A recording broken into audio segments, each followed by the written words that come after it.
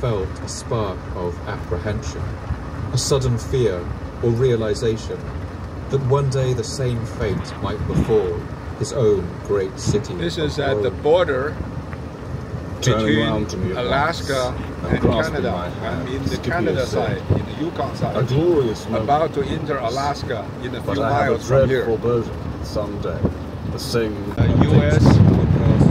as the U.S.-Canada border. As well as the images. My side is Canada, and after that date is Alaska, United States. 2 minutes later, I'm in Alaska. This is the Alaskan side of the border crossing,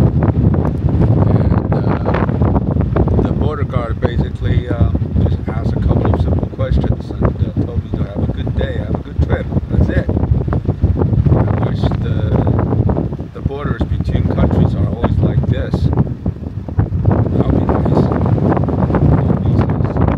Just questions. Next up, chicken.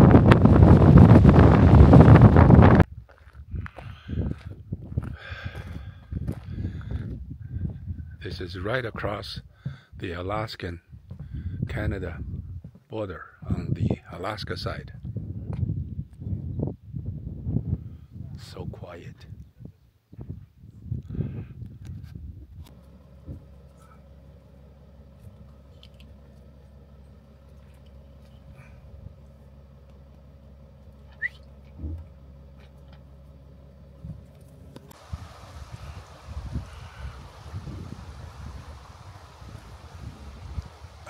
Near Tok, Alaska. In the far distance are the glacial mountains where I'm going to.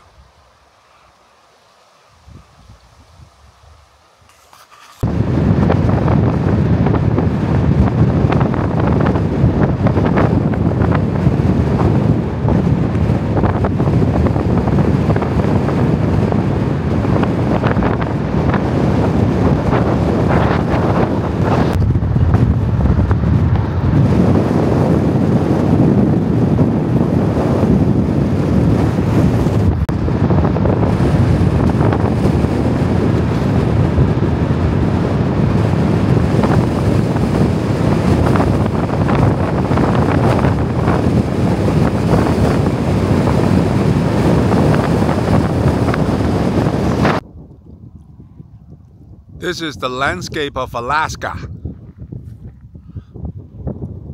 Look at this. I'm driving towards Valdez.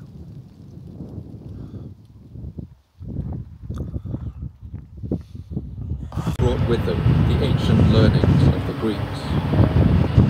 While Aristotle had been known in Western Europe for centuries, now the Latins who welcomed the fleeing Byzantines were introduced to the writings of Demosthenes and Xenophon, Plato, Aeschylus, and the Iliad. This is within 50 miles of Valdez, on a mountain pass towards Valdez. After this pass, the road will be going down slope all the way to Valdez. So this is above the snow line. It's glacier everywhere.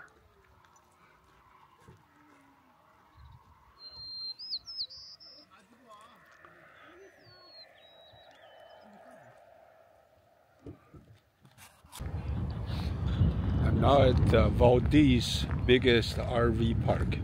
Valdez RV park. It's surrounded by the snow caps, and it's right next to the bay, to the sea. This is downtown Valdez, Alaska. It's an absolutely beautiful surroundings with all the snow-capped mountains and the marina right here. And then there are a lot of restaurants around. So I'm going to check them out, see what kind of food they have here. But it's a small town. From end to end, it's probably no more than 2 miles across.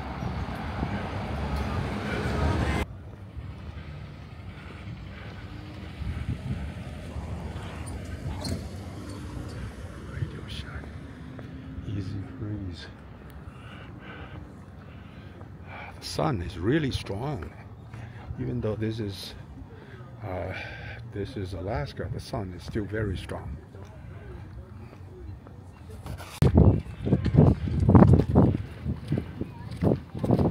Ice cream. Not shack. Not shack. Polar Alaska.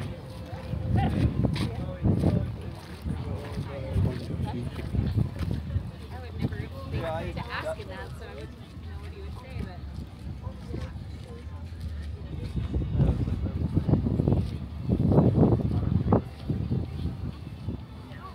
Where News. Polar Alaska.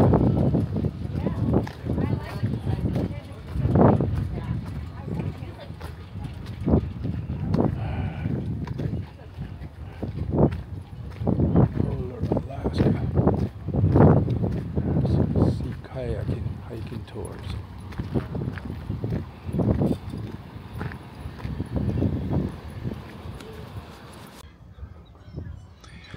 This is the city of Valdez. It's a city in the state of Alaska. It has a population of roughly about 4,000 people. That's how many people it has. Yet still, it is the third most populated city in Alaska's unorganized borough, I guess, whatever that means.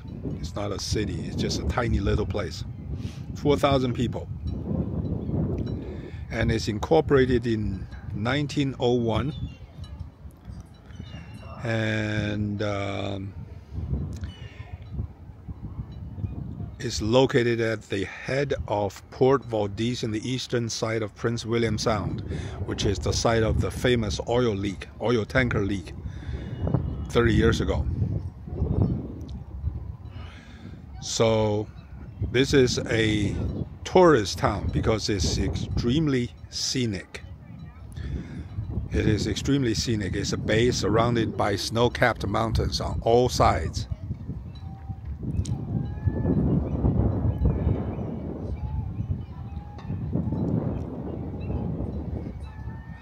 The mountains are called Chugach Mountain. Mostly snow-capped and glacier mountains. The climate is actually quite temperate. Even during the winter, it's warmer than most other regions on the same latitude.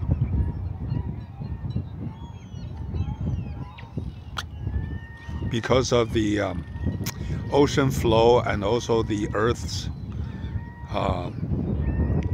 weather pattern, climate patterns.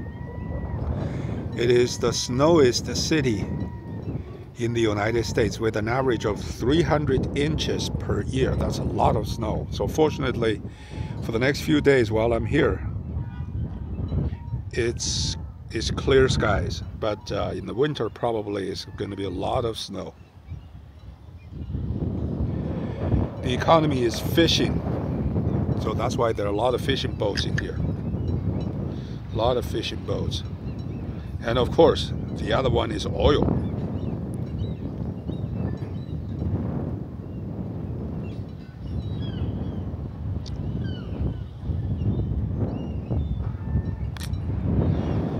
The Valdez is not an oil field, but it is the terminal for the Trans-Alaskan oil pipeline to be loaded onto the oil tankers right here. So the Trans-Alaskan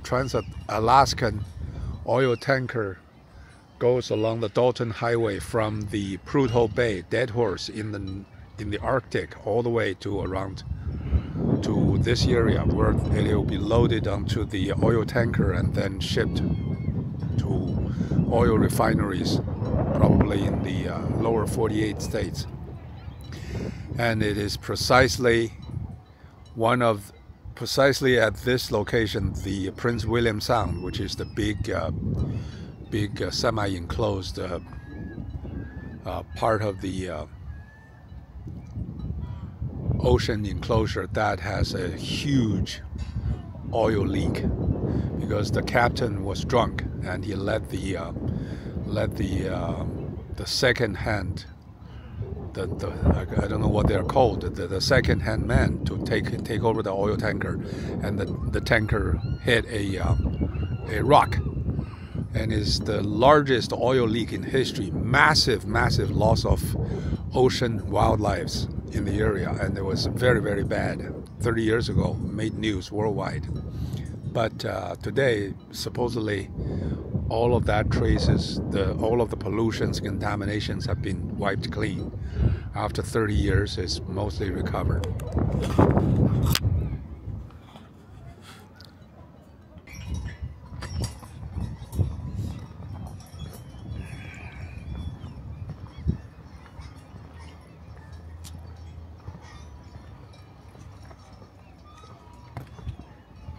There is a Black Lives Matters sign.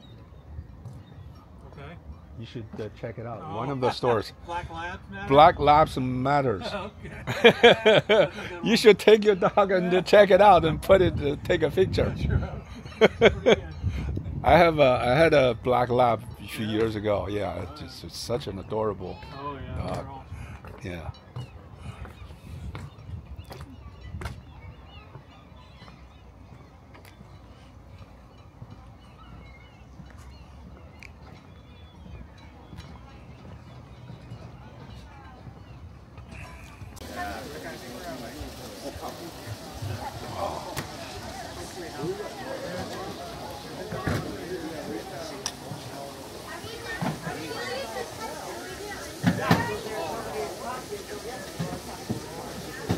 What kind of fish is this? A dead one.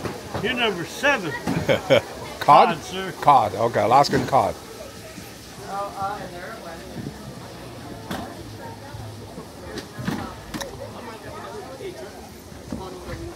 Where you going?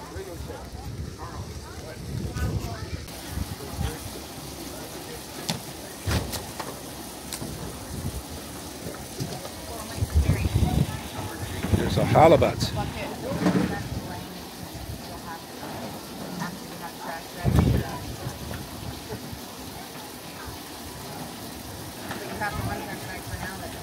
It sounds to me though like they're going to have a clean bucket to carry it over there, so they don't actually need it for that. Okay. Because they're going to get a container for it. Okay. You guys caught some of these? Yes. How many did you catch? All of those? We got 2 each. Oh, okay. Yeah. Then they will cut it up and freeze it and then ship it to your home? We pick it up and take it home. We live here, but oh, okay. I'm sure that they would freeze it. Yeah.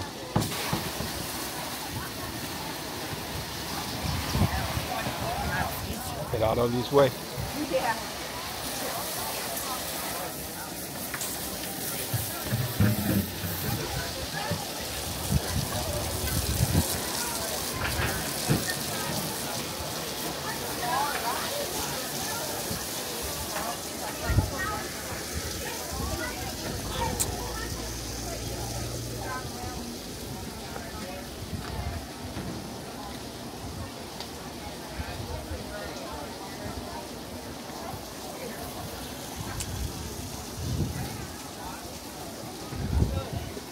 The big ones there probably is almost 100 pounds, right?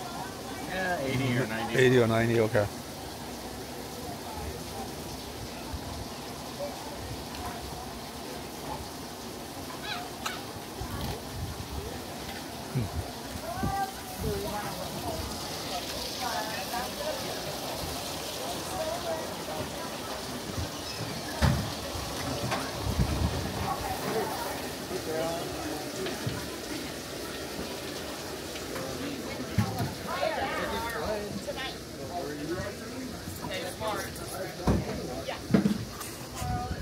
These are cod.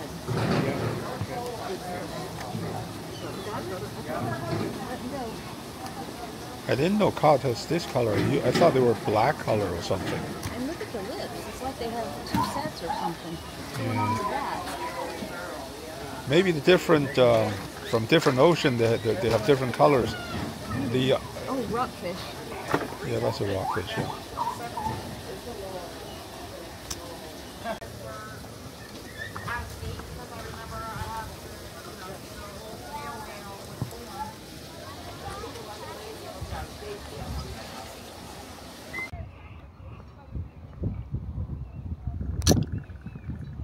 For sale. Let's check it out. See how much is it for.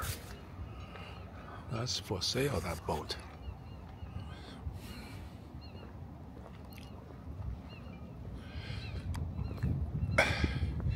You know how much that boat is for? No idea. It might say on it. Oh, okay. Check it out.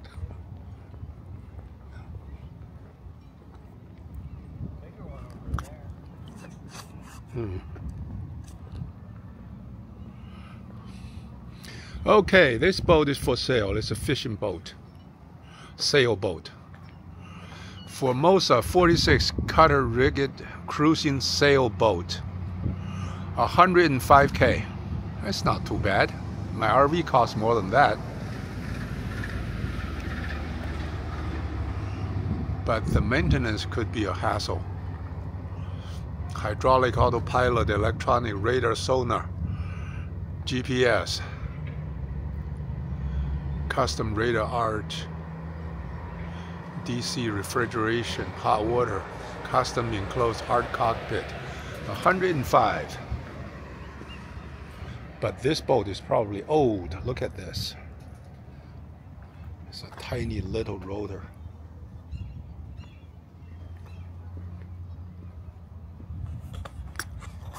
Well, this boat is good enough to sail across the ocean, that's for sure. Good enough.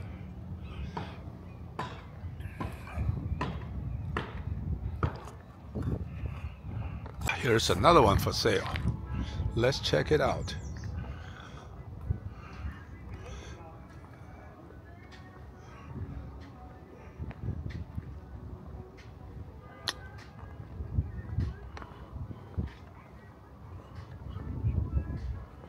These boats are all pretty big. Stoic.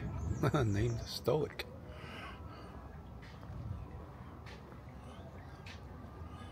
Make offer. Doesn't have a price. This is a very old boat. Make offer. So rusted.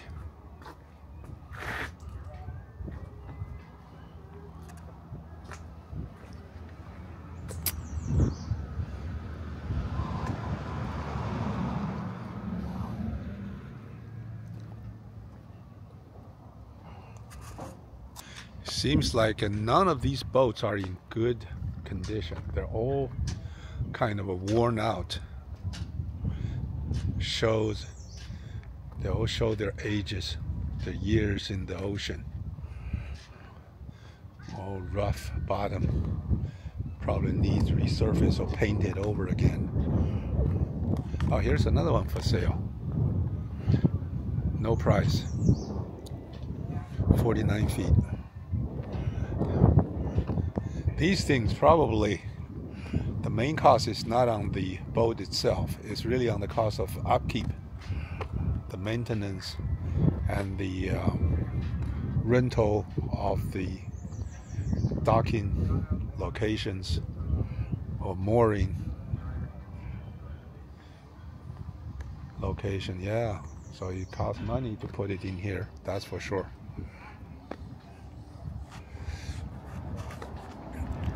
Kodiak, Alaska, the boat. This boat is not for sale. It's a big one. This one looks pretty new. This is more like a yacht. Spayliner. This is more like a yacht. Small yacht. But these are fishing boats. And look how old this boat is. I wonder whether it's seaworthy at all. It's so old. Jenny. Is that the same Jenny name after Forrest Gump? Named his boat Jenny? That might be the same Jenny.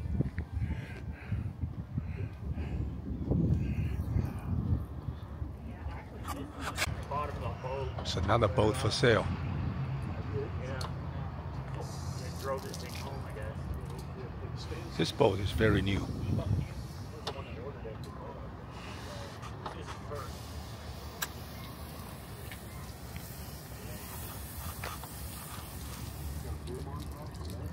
Yeah. Yeah, we put that on.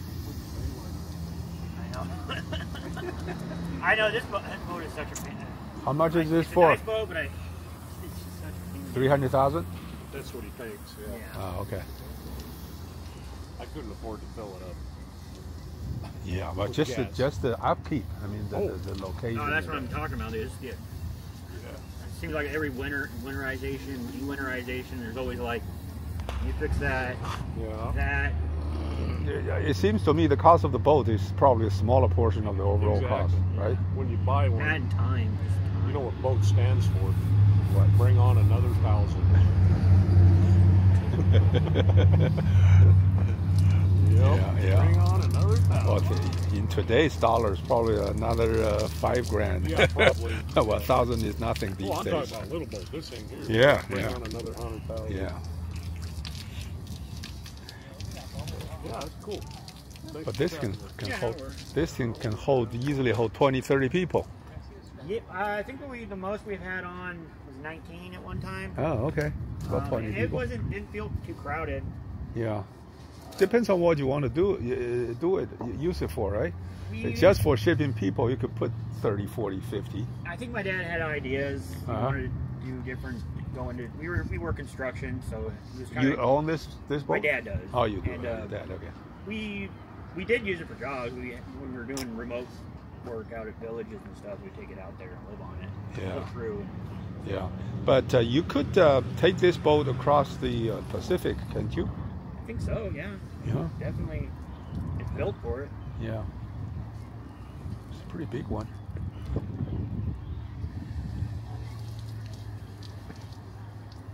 But of all of the boats, this one looks in the best condition, as far as I could see. Yeah, they just did the bottom paint today. This is Valdez Glacier.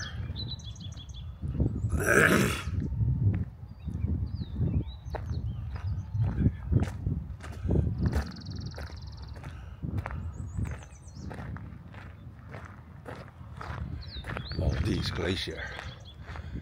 The glacier actually is covered with rocks and silt and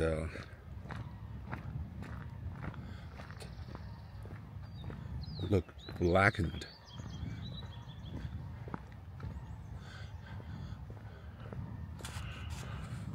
Valdez Glacier.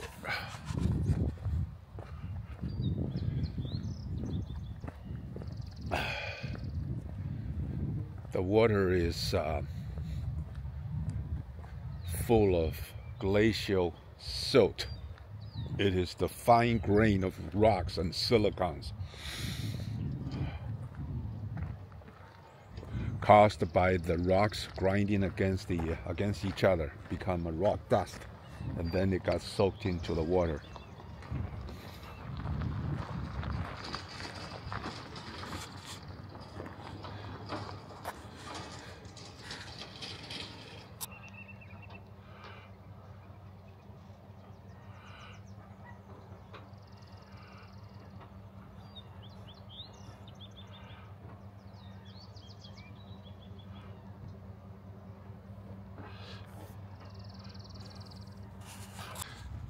This is a guided kayak tour of the glacial lake. So some of the tourists took this tour. They'll be put on an inflatable kayak and just kayak around this little lake, around the glaciers.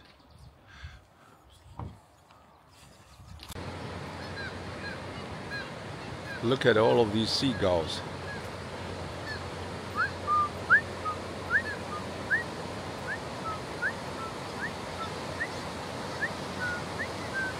Not afraid of them.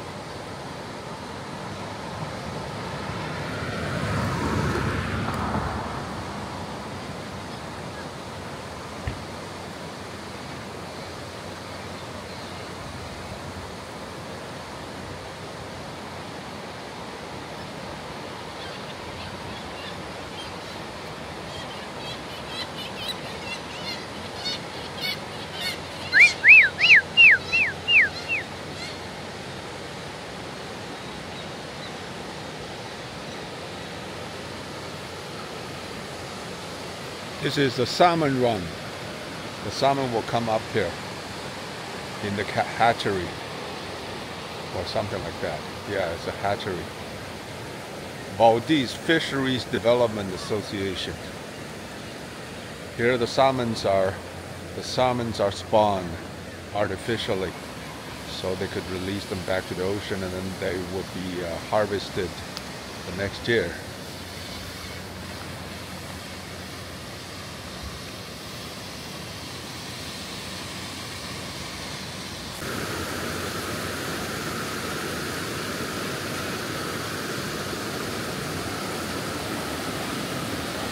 This is a salmon hatchery.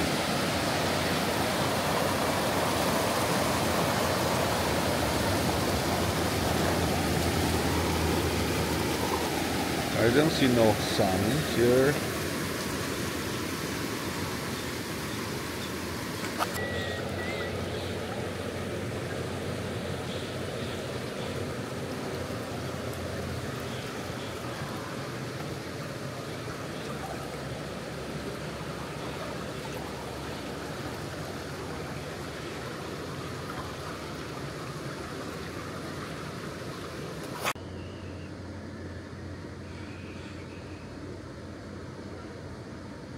This is Port Valdez.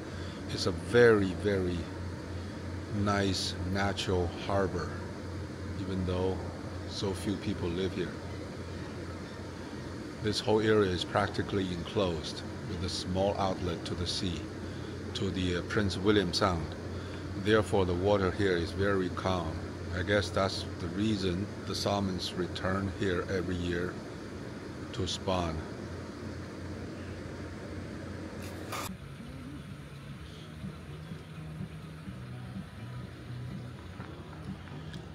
Beyond the Port Valdez is the Prince William Sound. 30 years ago, there was a major oil spill. Oil tanker Valdez. That caused a dramatic devastation of natural environment, of sea life, and also just the surrounding area was devastated, including the fishing industry and the tourism. All of these little seabirds on the water, at that time they were soaked with oil, just die.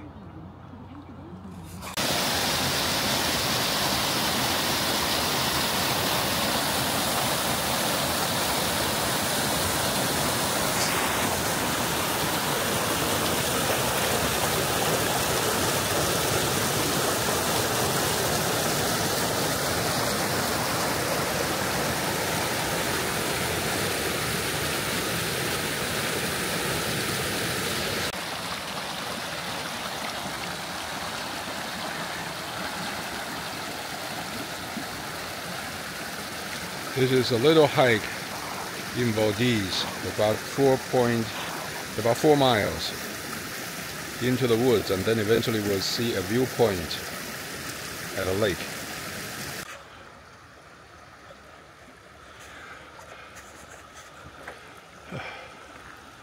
It's a little stream I have to cross.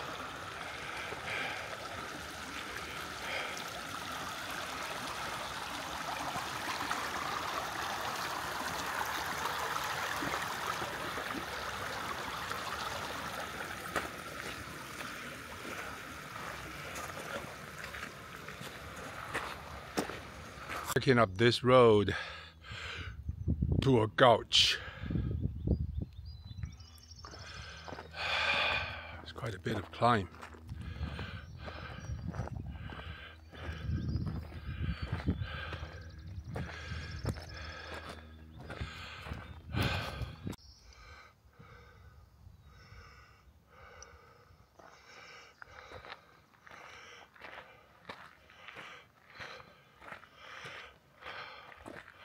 Even though there is snow on the ground, it is very comfortable. In fact, it's quite warm despite the snow on the ground. It's probably temperature is about mid 60s to upper 60s. This is the top of a viewpoint looking across the bay at the city of Valdez, but at Valdez I think is to the right slightly. There's nothing on this side. It's a very nice hike, very cool with snow on the ground, breezy, temperature not too hot, nobody around, very nice. Underneath me on the left is a hydroelectricity project. They use a dam, pretty high dam, to generate the electricity. So further back there is a lake, but that's further out, and that lake is being dammed, form a reservoir for generating electricity. Oh, that's where the city is. City of Valdez is slightly to the left.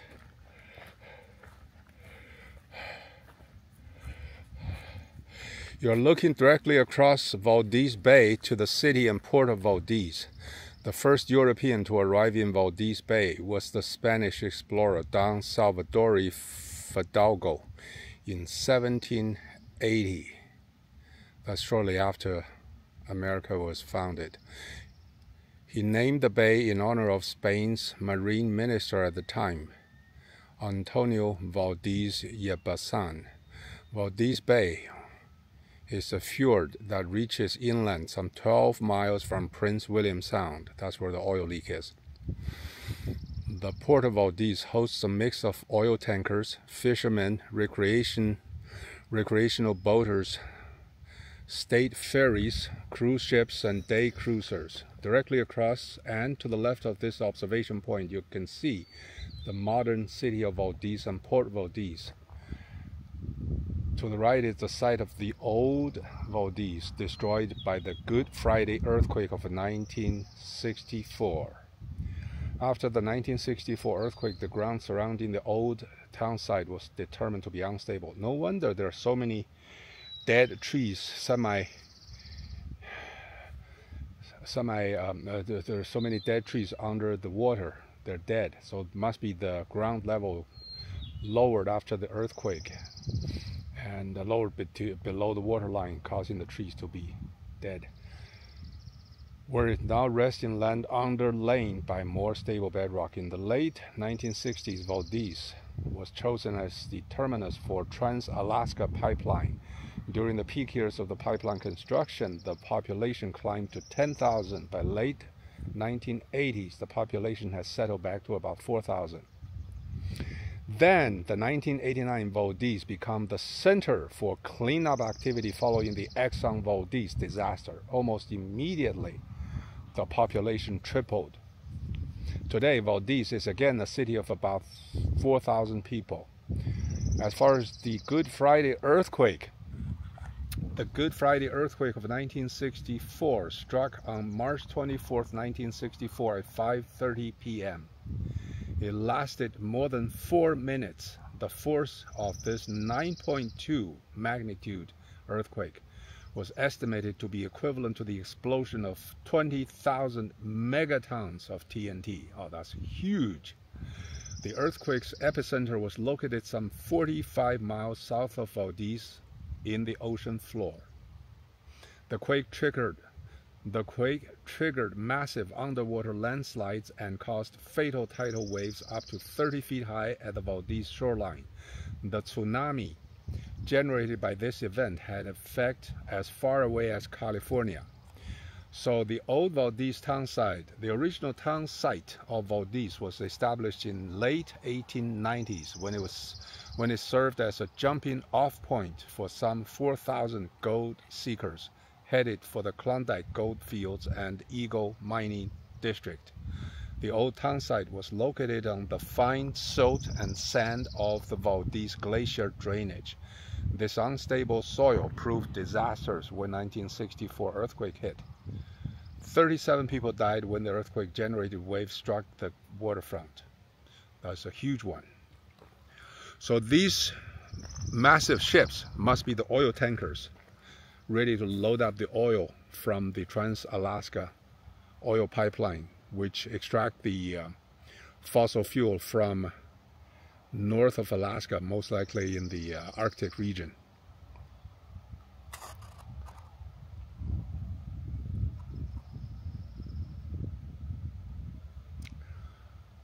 But Prince William Sound is to the left of this bay, which is about probably 20-30 miles to the left. But still, I'm pretty sure that oil leak caused this bay to be severely affected just as well.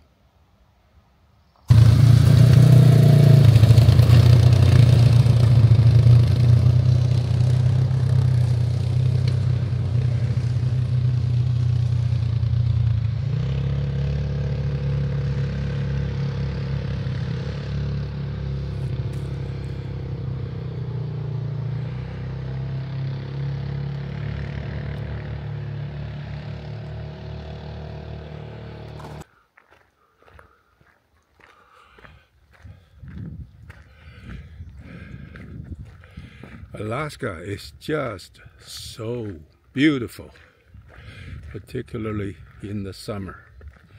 You have these permanently snow-capped mountains, and then you have lush green surroundings, while at the same time you have snow on the ground.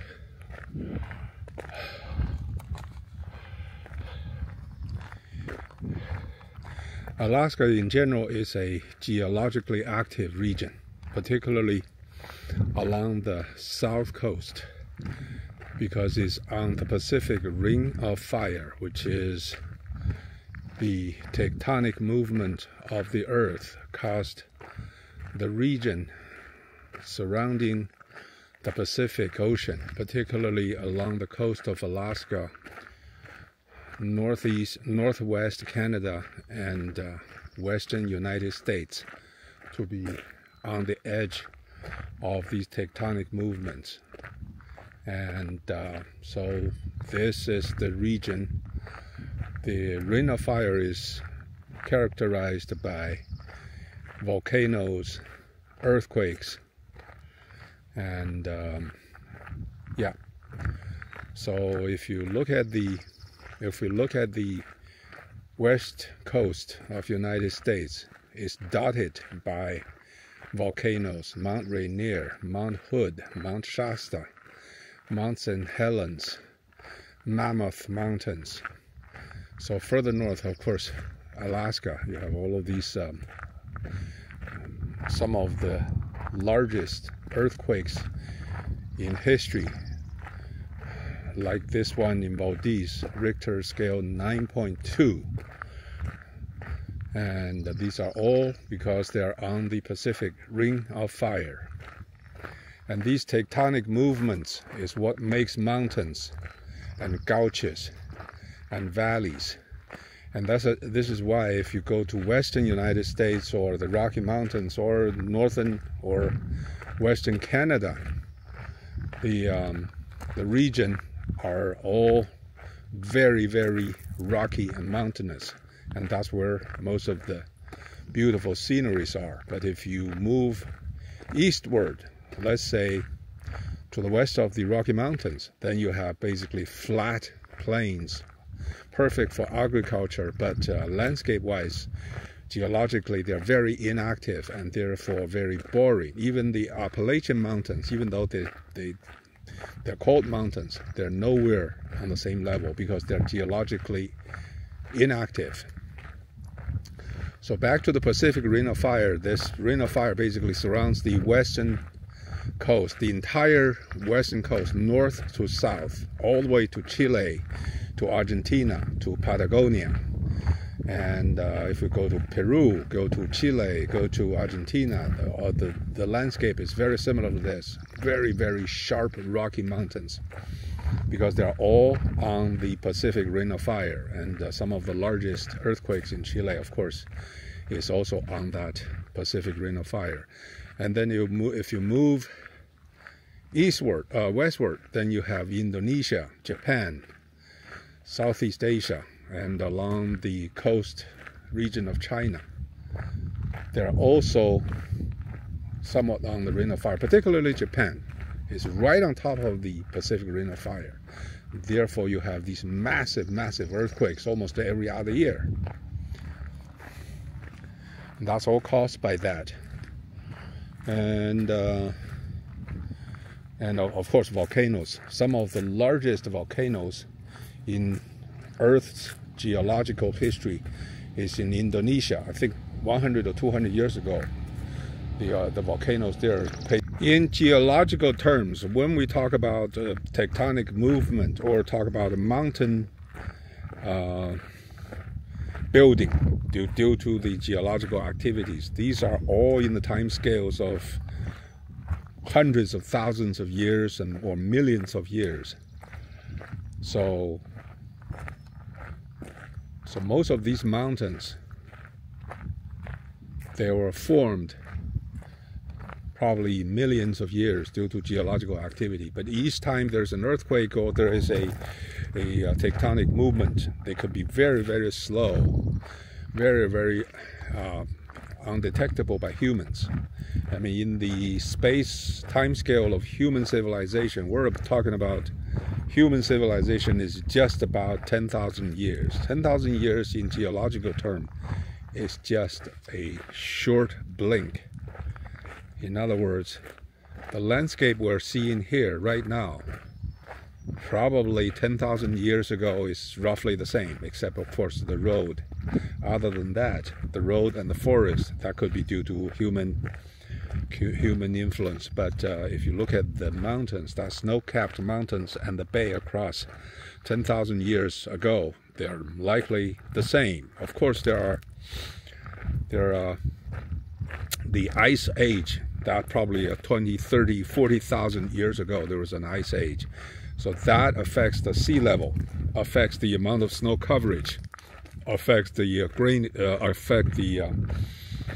the plants or the vegetations that grow on the ground. But geologically, they should be the same.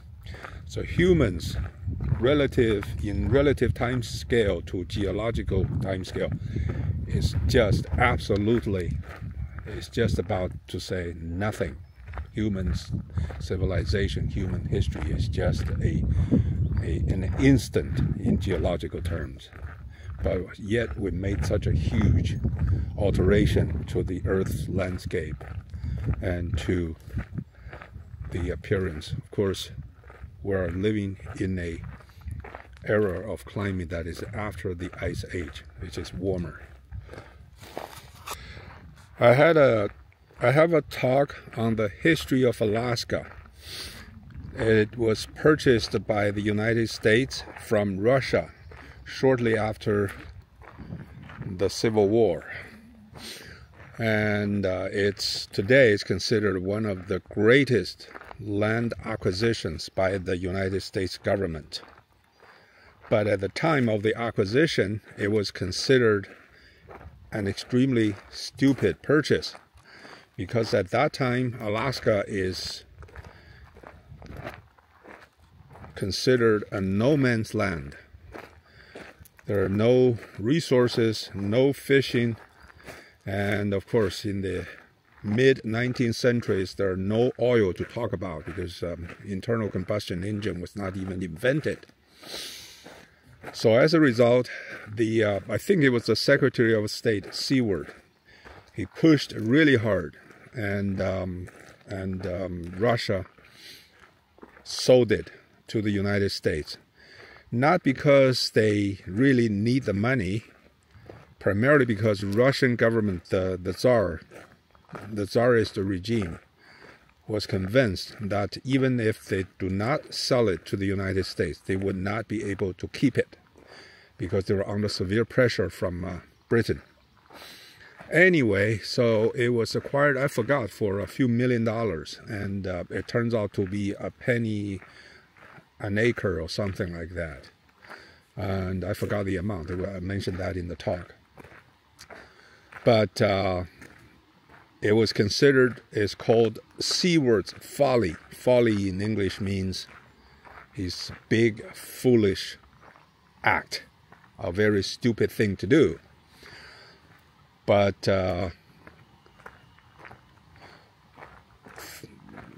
winding time forward 100 years, of course, Alaska become one of the largest oil field in the United States. So it has a huge oil reserve, particularly in the Arctic region.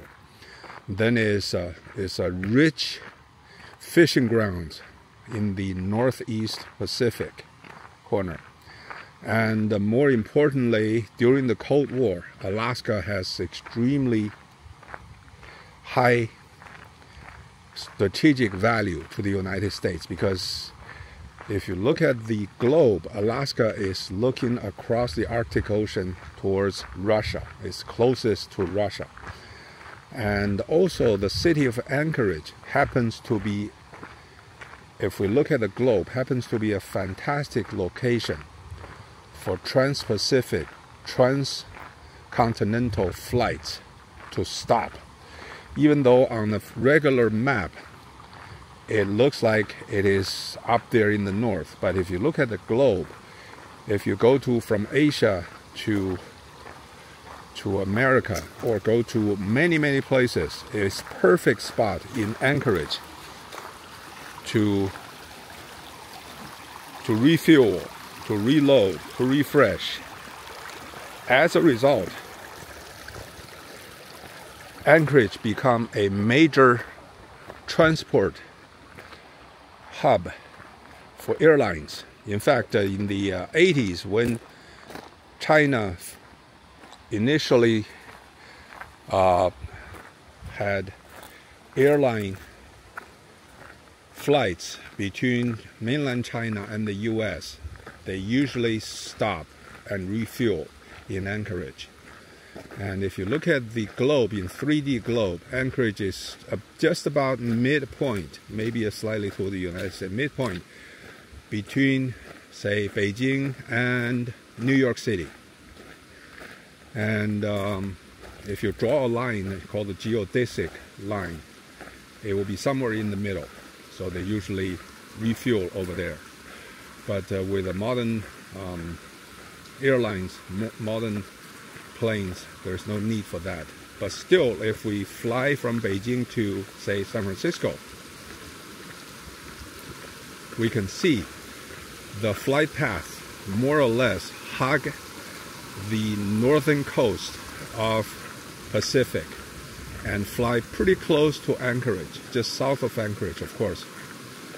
So yeah, if the flight is too long, Anchorage will be a perfect spot to refuel.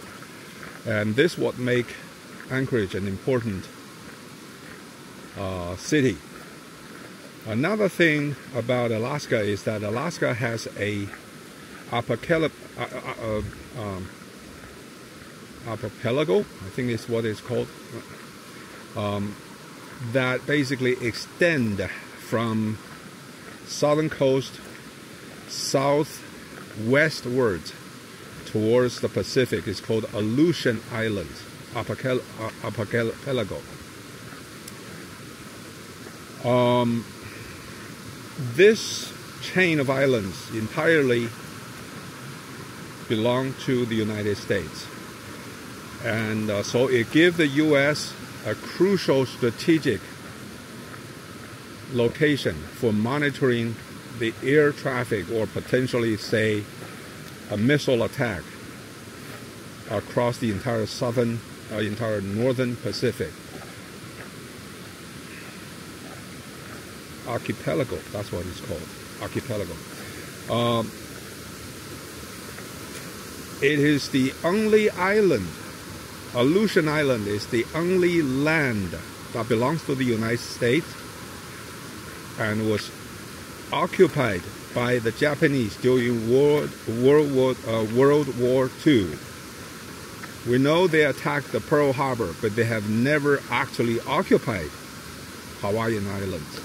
But they did occupy part of Aleutian, some of the Aleutian Islands, an outpost that has very, very few people.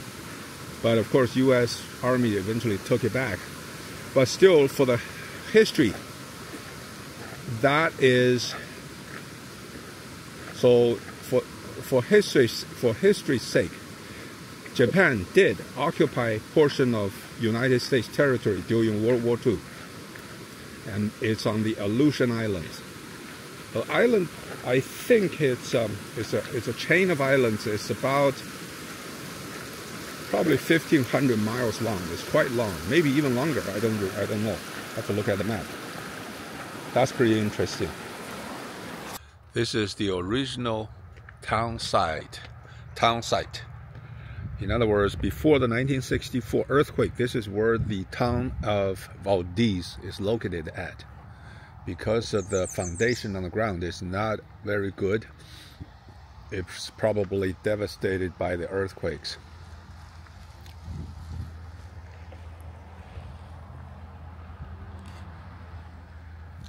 It has existed since 1898 till 1967. This is the mile zero of Alaska's first highway. Old Town Valdez thrived because of its shipping and transportation industries. As a matter of fact, Valdez may have disappeared like many gold rush era bone towns if the highway has not been built. Well, of course, during the Cold War, Alaska has strategic values, and this area probably would need to be connected by the roads anyway.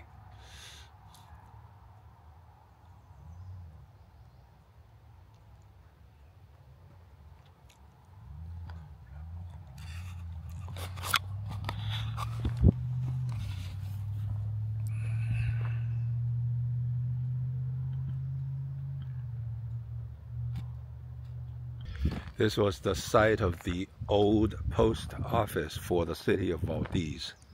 Of course, after 1967, the city has been relocated to the west.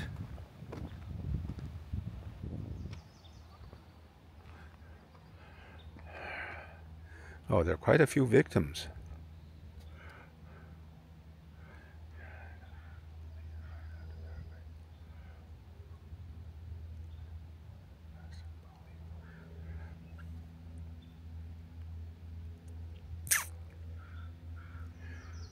Well, the stars means children, so quite a few children died. Quite a few people died. 1964. On this site for more than 70 years stood the town of Valdez. The Spanish who dominated exploration in Prince William Sound during the early years of European investigation on the North Pacific are credited with discovering and naming the site. Expectations under Quadra Martinez de Haro.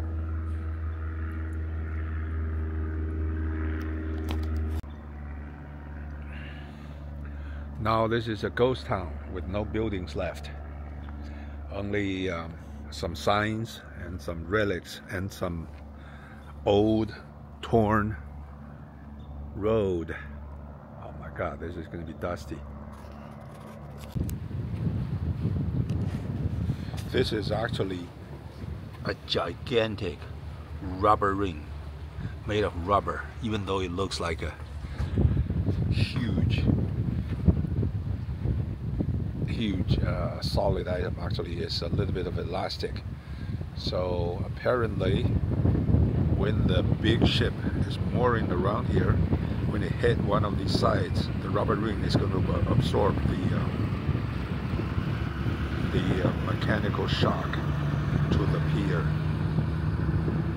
so that it does not, it will minimize the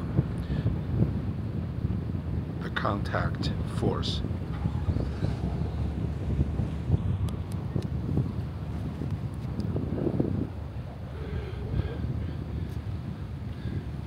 The Bay of Valdez, or Valdez Bay, whatever it's called, is just beautiful.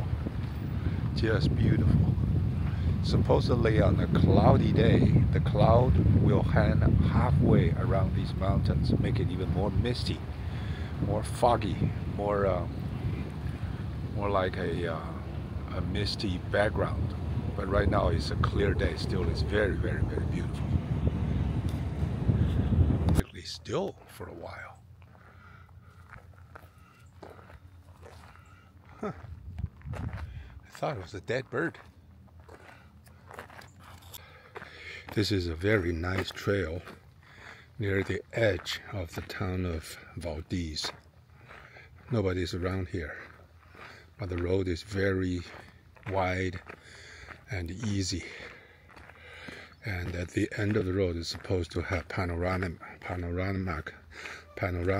view of the entire bay. This is a very nice, easy trail just at the edge of the town of Valdez. At the end of the trail, there's supposed to be a panoramic view of the bay. We'll see, but somehow I smell a lot of marijuana in the air, so someone is around here. This is supposed to be bear country, but on both of my hikes today, I don't see any bears, large or small, or of any kind. In fact, no other wild animals at all, except some birds. It's very peaceful.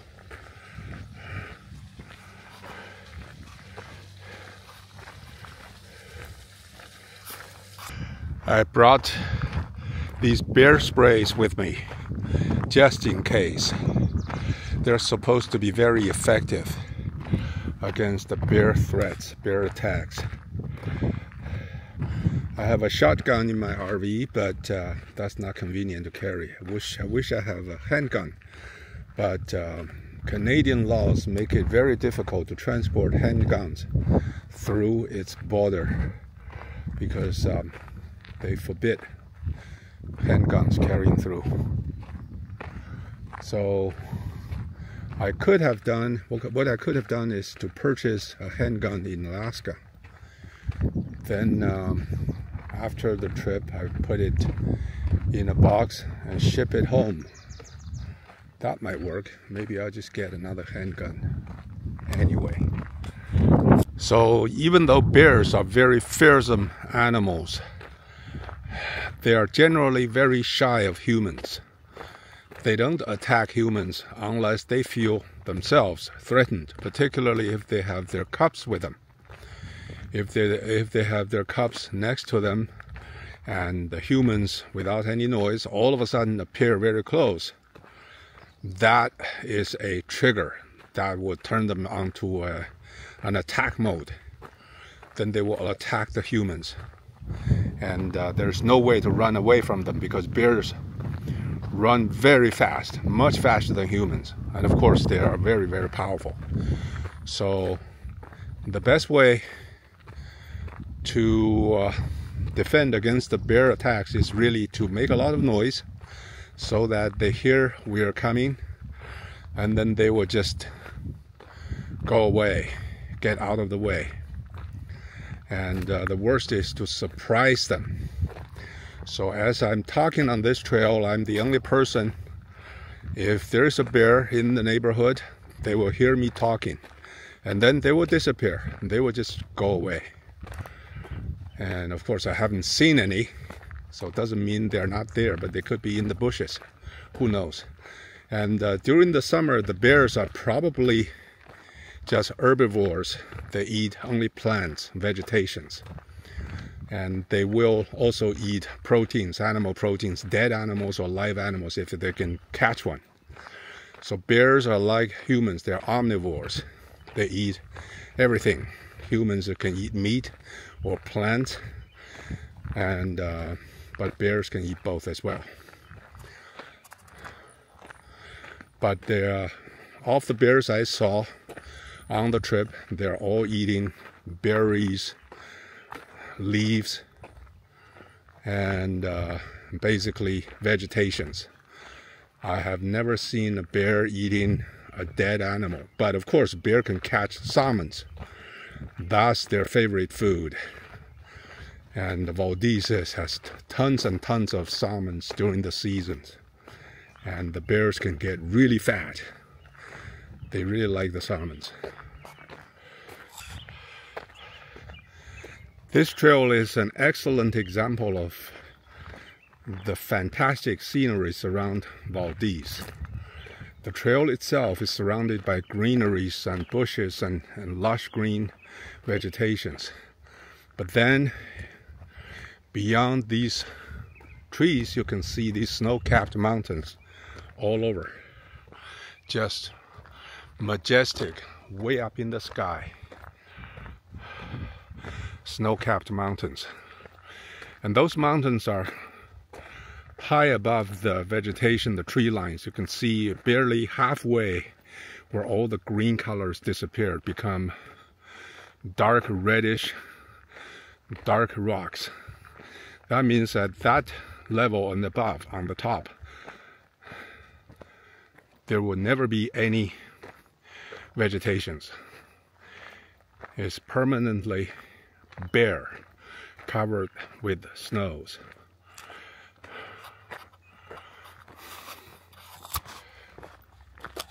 So just how north is Alaska?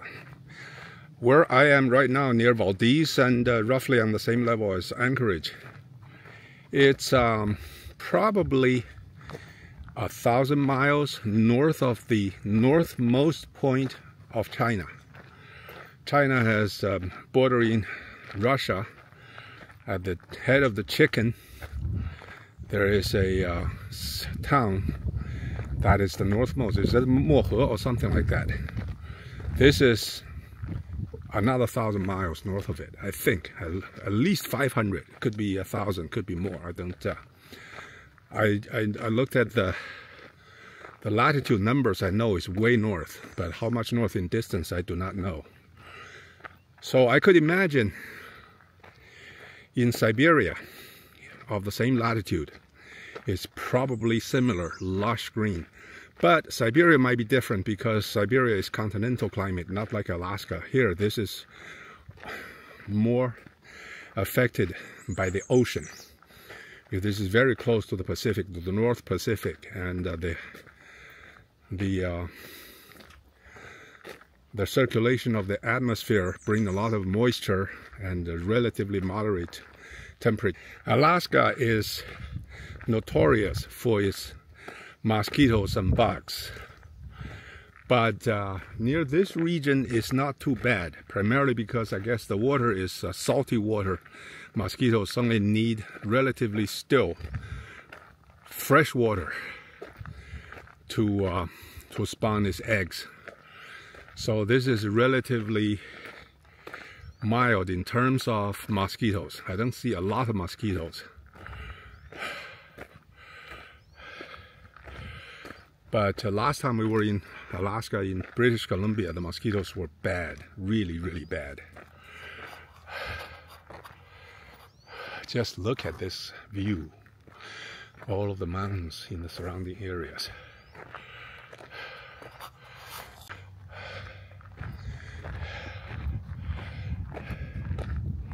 At the end of this trail, as a little bit higher up, we'll see panoramic view of the entire Valdez, Bay of Valdez.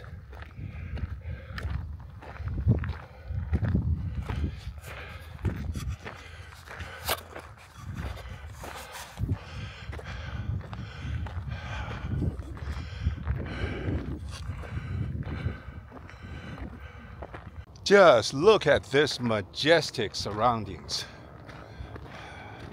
There's some little towns underneath. That's the Valdez.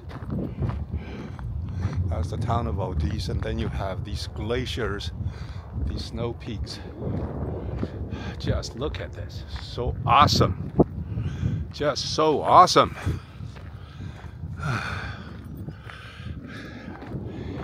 No pictures or videos can really capture the beauty of this place. Such a beautiful place.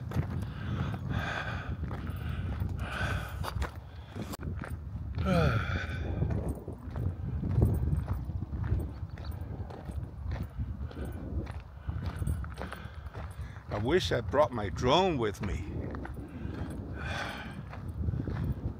but this is fine. This is fine. Just a spectacular scenery.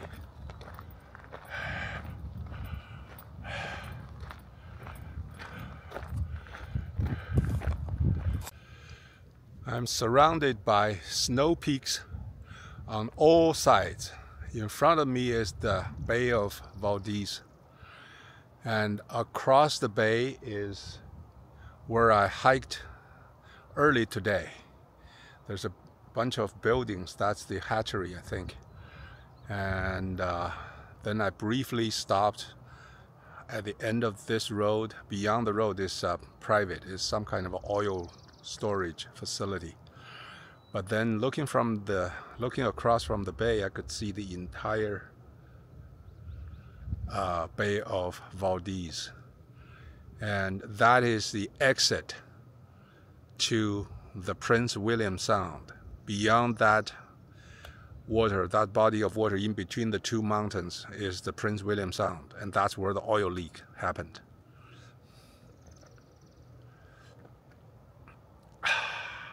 From the distance, I can hear all of these waterfalls. The water, the color, the sound of the waterfalls. Each one of these little yellow braid, white, bright-colored braid, is a waterfall. It's melting snow causing the water flow dropping into the dropping along the cliff. This is just so awesome. You can't even get this scenery in Banff. Banff does not have this kind of a scale. Banff is very colorful, very beautiful, but in terms of scale, this is much bigger in scale.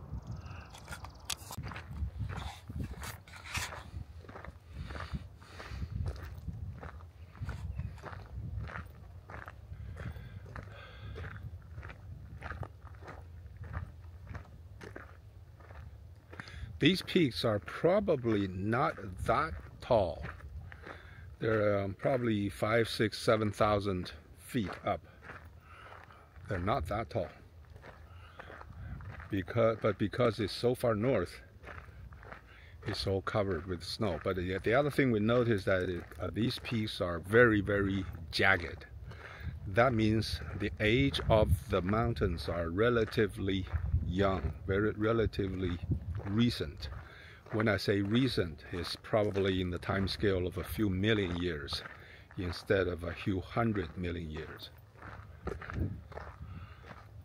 So again, this is because Alaska is on the Pacific Ring of Fire, and this is near the Pacific, so the geologically is very active. Consider the 1964 earthquake is a good sign. This place is geologically active. And imagine a massive earthquake could easily cause a tsunami, or a huge tsunami in this bay.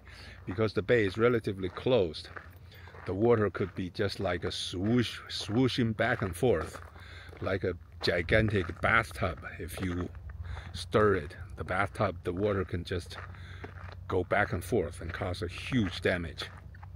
And one section in Alaska, I forgot where, there was a cliff that broke off. The cliff was massive. It broke off. It's not in here. I think it's in a different small bay.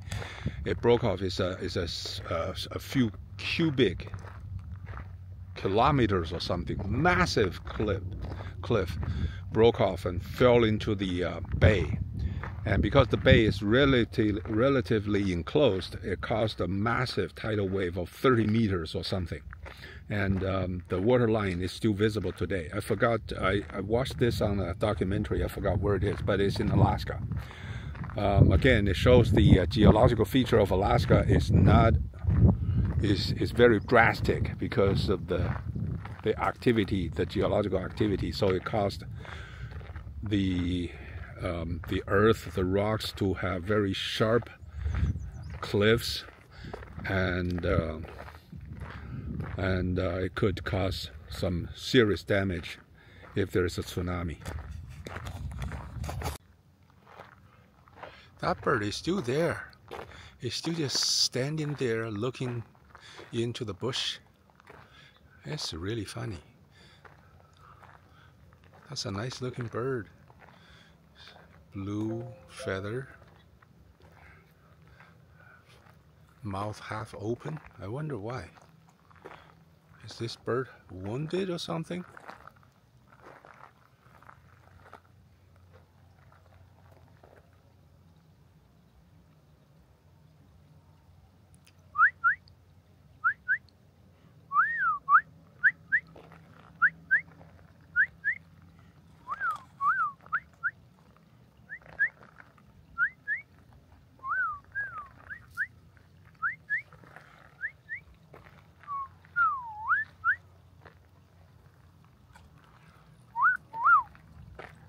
Hello, bird. Hello, bird. Why are you here all the time? You never go anywhere.